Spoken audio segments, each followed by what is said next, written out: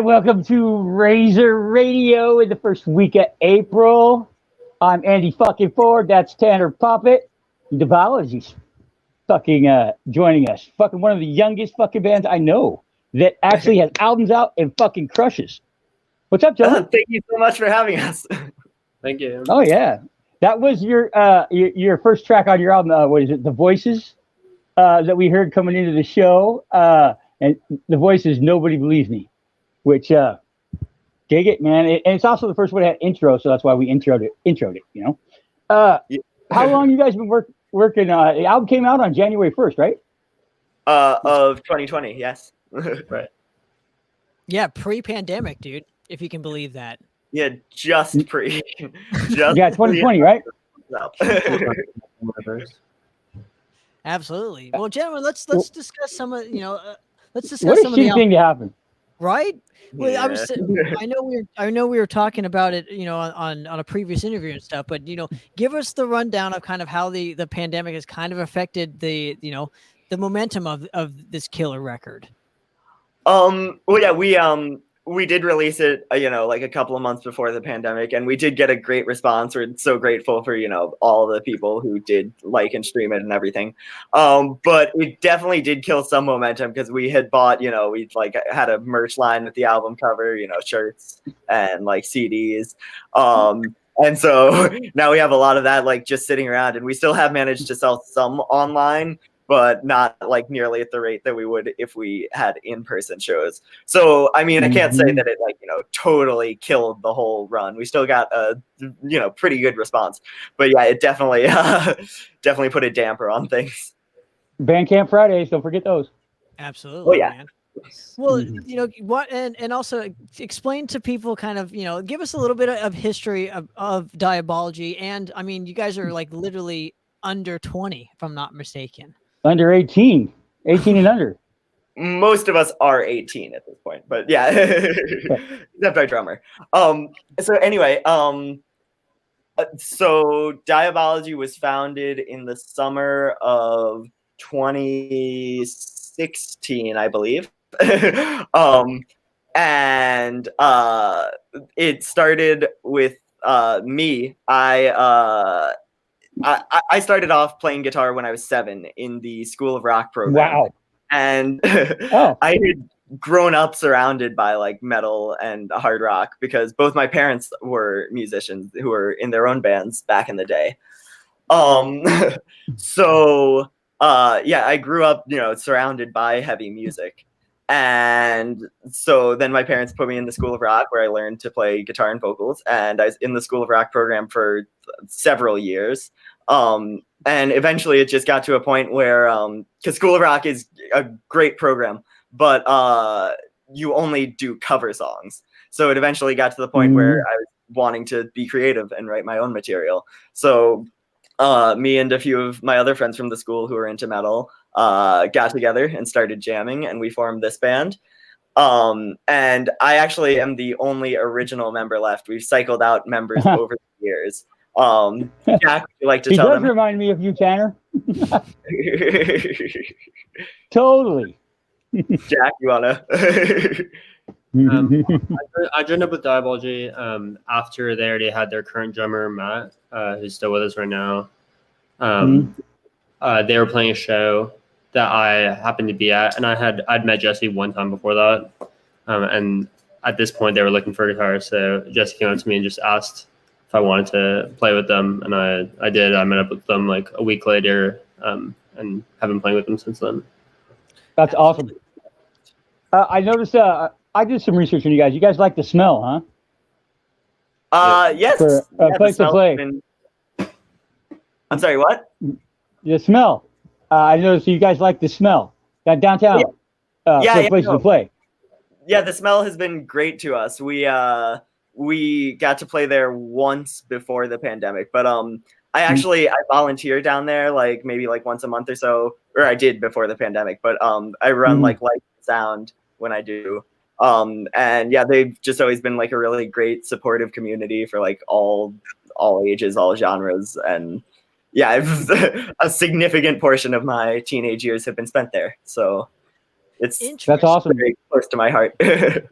Now let me branch off of that real quick. So, when did you start getting interested in doing lights and sound? Was it just to kind of get your foot in the door to start playing more and more shows and get connections? No, actually, that's what I'm studying in college right now. That's my Are you MI? backup, I guess. Huh? Are you at MI? No, Jack is though. What? But wait, no shit, you're not. You were at MI. You took some courses there, right? But I just took a summer course there. That's all. okay, yeah, sorry. But yeah, no, I'm just at LACC, nothing fancy. But That's cool. Yeah, no, it is cool. Yeah, that's like my backup plan, I guess, because I would like to work in the music industry no matter what I do. Obviously, if I could make enough money doing this, that would be the real dream. But Totally. Well, dude, you could do television with that stuff too, man. Don't forget that. So yeah, and you can diversify like Tanner. He's in a band, but he does radio and interviews and stuff like that, which kind of works. Yeah. Because me, if this shit ends, I got nothing to fall back on. I'm fucked. Well, but anyway, what I find funny is these guys were at the Smell, and I was probably right in front, maybe working the door at the 5-Star, or fucking drinking at the 5-Star, because me and Chris Haytward, we started the metal shows at the 5-Star back in 2011, I think, first metal show, and they're still going. Well, if we ever get out of this fucking pandemic, they'll probably come right back because it's a good little place. No, yeah, that's all right. We actually did play at the 5-Star once. It was before. It was with like the old lineup of Diabology, but they let us in, and yeah, and they kicked you right out. They kicked you right out. Yeah, they sure did. But still, we went right back to the right. After that. That's right.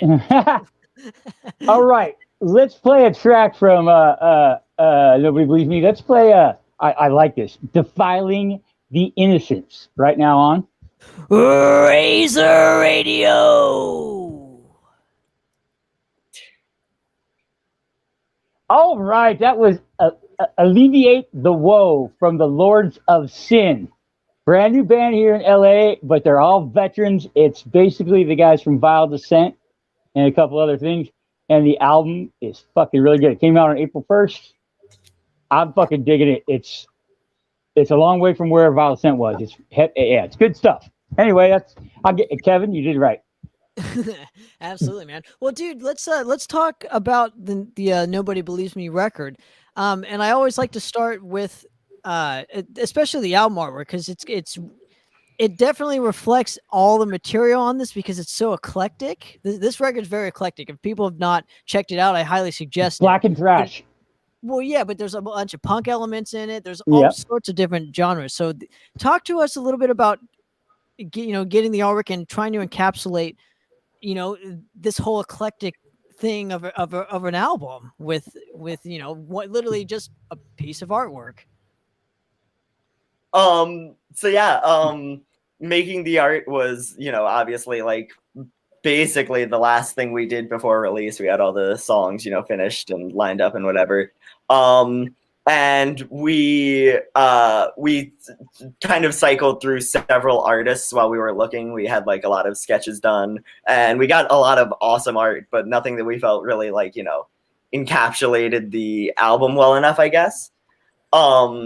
And finally we found Dita, who ultimately did the artwork. He also goes by Poison Project on some social medias. You should definitely check him out. I know who he is. Oh, awesome. But yeah, we just found his work on Facebook, and I was like very drawn to it because it was like, it was a lot of like dark fantasy, which is like what, the songs on the album were about. But it was also very like vibrant and eye-catching, I guess. He uses colors very, very well. But yeah, so we started talking to him. And we kind of gave him like a loose concept that we wanted the album cover to be based off our band name, because Diabology means the study of evil. And so he sent us that and we loved it. It was the one. Yeah, he also did the cover for our a single we put out a few months ago. The Softest Grave, right? That's a great track too, if people need to go check that out, Thank you. Yeah, Diabology. That's what Diabology means, the study of evil, huh? Yeah. That is a great fucking band name, because some of the band names I've been getting sent lately, man, I think they're running out of band names. I got vaginal herpes today, and fucking what was the other? Some pig. It was just terrible. But that somebody actually called their band Vaginal Herpes. Yeah, they're running out of band names, Tanner. Clearly. Now, with this in mind, and this pertains to both of you guys, what is the one thing that you learned just with recording this record that you want to apply with, not making the same mistake on the next record that you guys are going to hopefully do in the next year or two? So we talked about this on your show before, but we ended up recording the entire album twice, because the first time we recorded it, we kind of rushed through, sort of, because we didn't want to spend too much on studio time or whatever. But we finished the entire recording process in one weekend for the whole album, and we got through all the songs, but it just wasn't to the quality we wanted. Yeah, there was a lot of stuff with we didn't really record to a metronome very well, and Click track. Yeah, stuff like that. Like, it was all passable, but it wasn't as good as we wanted. So yeah, we ended up just scrapping it and redoing everything, and we worked on it a lot more gradually the second time. We broke it up into segments and worked on songs individually. And so it turned out much better the second time, of course, and we definitely learned from that very expensive mistake. Totally. That's when you think about that, doesn't it blow your mind that Black Sabbath recorded Black Sabbath in 12 hours? Yeah. Yeah. Back in 1969. And they did it all. Yeah, they did it on drugs too. Yeah. Maybe that helped. Lots of drugs. But I mean, they recorded the whole album, 12 hours. It's funny because I think when we were making the first version, we were kind of saying wow, this is going really fast. And I think we brought that up at one point. Well, Black Sabbath did it in a day. So obviously we are not quite Black Sabbath. Well, don't forget too, that was a long time ago. And yeah, like I said, if they were on a bunch of drugs, it probably would help them.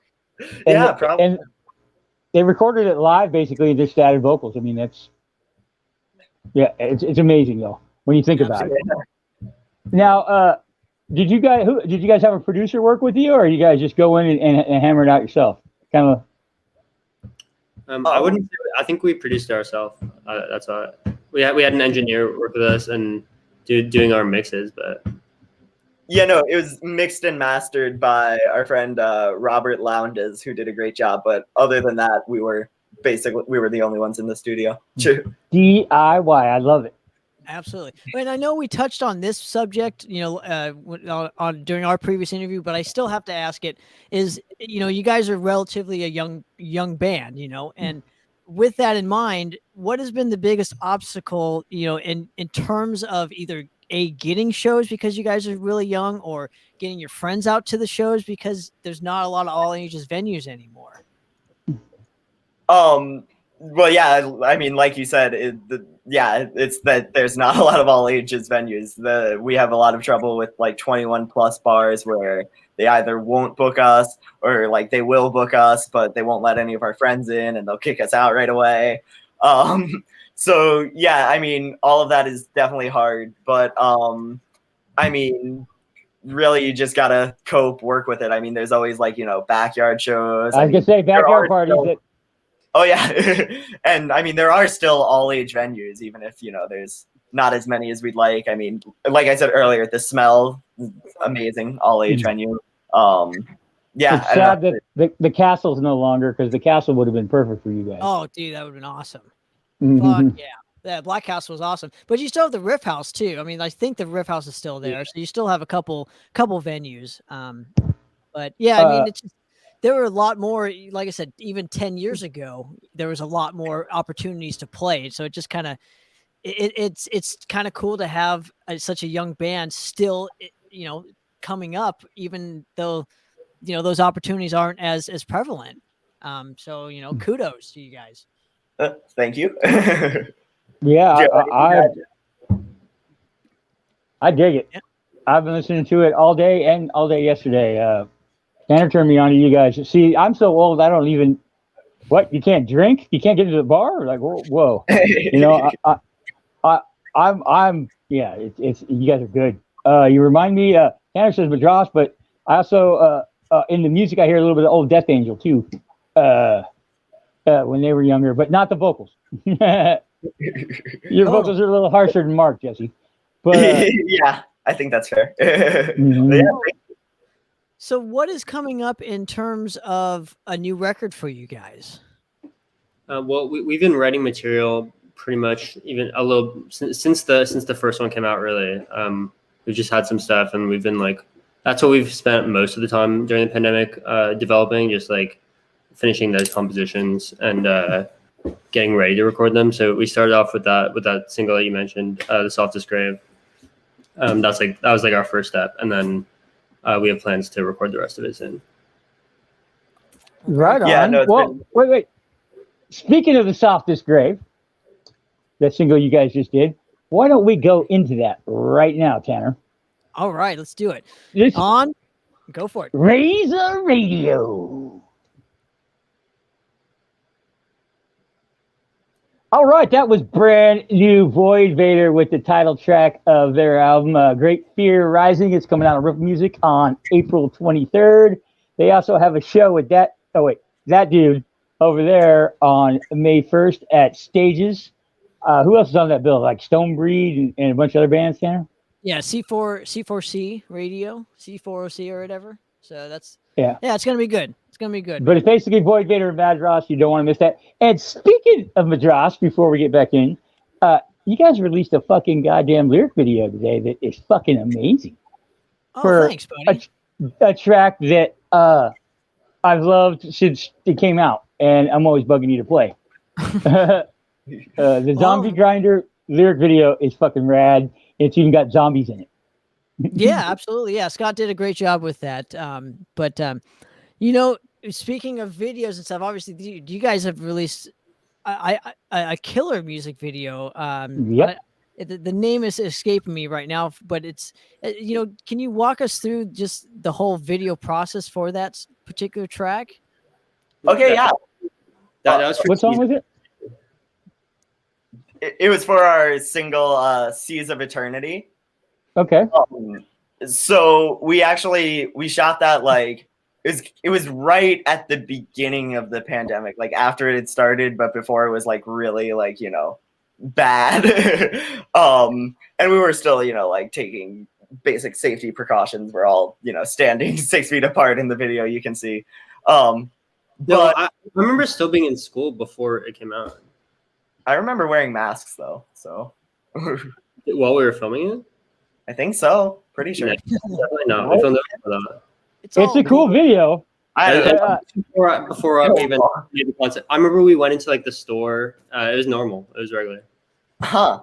Okay. I don't know. I clearly stay right now.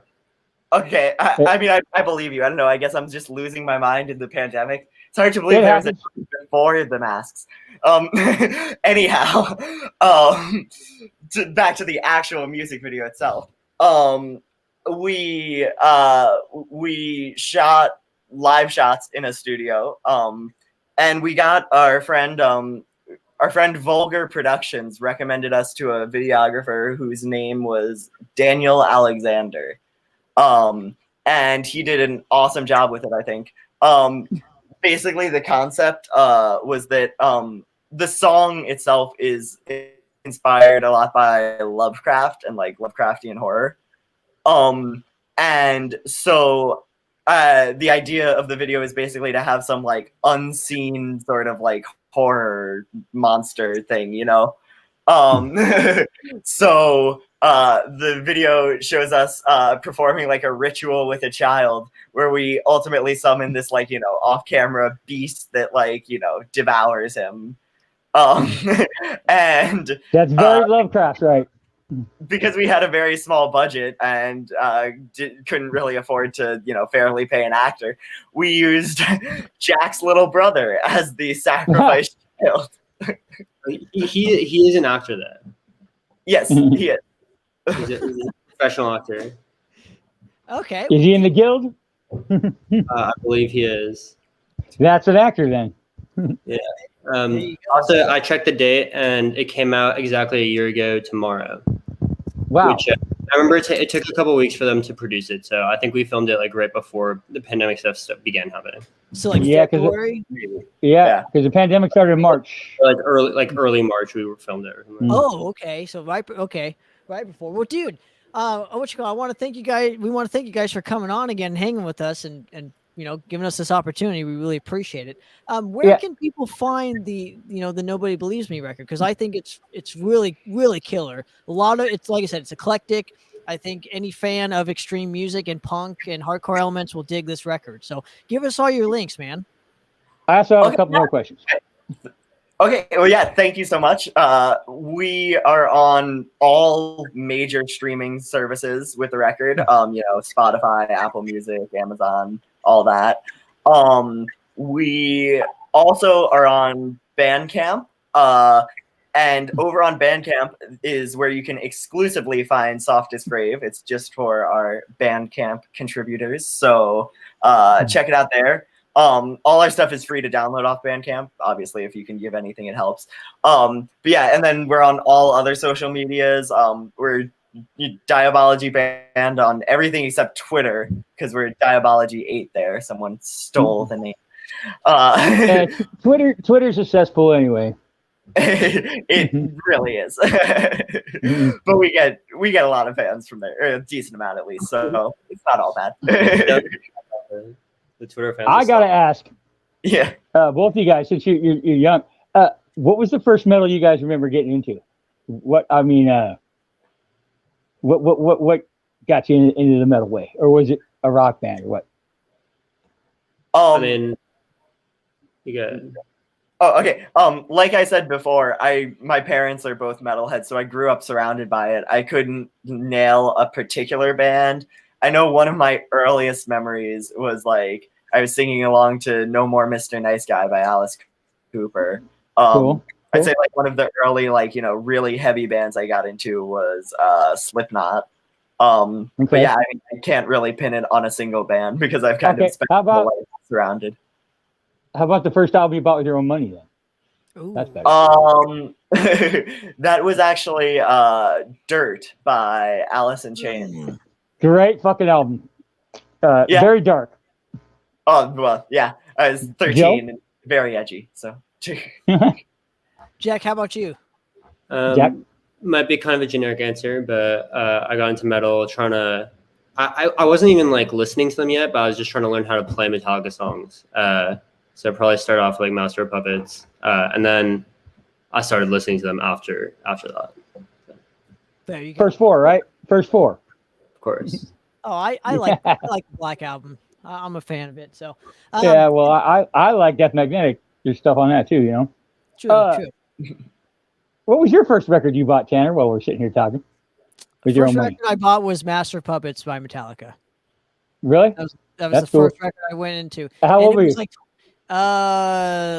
12 or 13, and it was a $20 CD, and I thought that was really expensive. With the long box and shit? No, it was a CD. It was just a CD at FYE for $20. And I'm like, this is expensive. I hope this is good. CDs used to come in these fucking cardboard boxes. The CD was up here, and it'd be these long boxes, man. It wasted all kinds of fucking... Anyway. Dude, you know that's becoming popular? Those long boxes are now becoming popular. We might have to get into that business, guys. We might have to be doing some long boxes, And real quick, just to make you guys feel real young, the first album I bought with my own money was Black Sabbath's Heaven and Hell in 1980 when it came out, and I bought it because it had angels smoking on the cover. I was 11 years old, and I was raised Catholic. I'm a recovering Catholic now. I don't believe in that shit. But at the time, angels smoking, I was like, oh, this has got to be fucking badass. And that, to this day, is why I prefer Dio more in Sabbath than I do Ozzy. But that's just me. There's always a correlation, man. Well, dude, guys, like I said, let's get out of here. Let's end it short and sweet. And We're get you guys on next time when the new record comes out. I'm stoked on that. So yeah. Oh yeah. Thank you so much for having real us. quick, I'd like to add Liquid Death is now sponsoring Res Radio. So drink some water. And we're going to end it with your guys' title track, Diabology. And if you stick around after that on Razor Radio, you're going to hear our good friend Glenn Rogers and his band Final Decree with Dark Before the Dawn. Right here on Razor Radio.